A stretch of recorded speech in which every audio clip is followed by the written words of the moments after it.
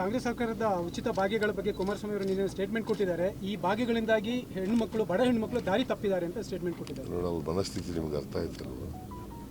ಏನು ದಾರಿ ತಪ್ಪಿದ್ದಾರೆ ಅಂದ್ರೆ ಏನು?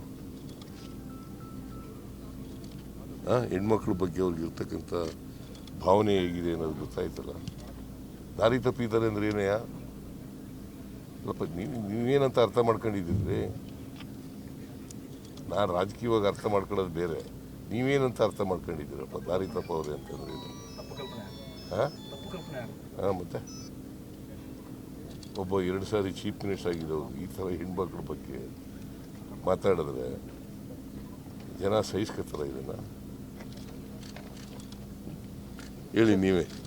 ಸರ್, ವಿಜಯೇಂದ್ರ ಅವರು ಹೇಳ್ತಾರೆ ಕರೆಂಟ್ ದರ ಹೆಚ್ಚಾಗಿದೆ, ಬಸ್ ದರ ಕೂಡ ಹೆಚ್ಚಾಗಿದೆ. ವಿಜಯೇಂದ್ರಿಗೆಲ್ಲ ಈಗ ಬಂದು ಕರೆಂಟ್ ದರ ಹೆಚ್ಚಾಗಿದೆ, ಮತ್ತೆ ಬಸ್ದು ದರ ಹೆಚ್ಚಾಗಿದೆ, ಮದ್ಯದ ದರ ಹೆಚ್ಚಾಗಿದೆ, ಸ್ಟಾಂಪ್ ಪೇಪರ್ದು ಬೆಲೆ ಹೆಚ್ಚಾಗಿದೆ. ಇದನ್ನೆಲ್ಲ ಹೆಚ್ಚು ಮಾಡಿ ಆ ದುಡ್ಡನ್ನ ಗ್ಯಾರಂಟಿ ಅಂತ ಇದು ಮಾಡ್ತಾರೆ. ಅದಕ್ಕೆಲ್ಲ ಎಷ್ಟು ದುಡ್ಡು ಬಂದದು ಗೊತ್ತಾ ವಿಜಯೇಂದ್ರನಿಗೆ?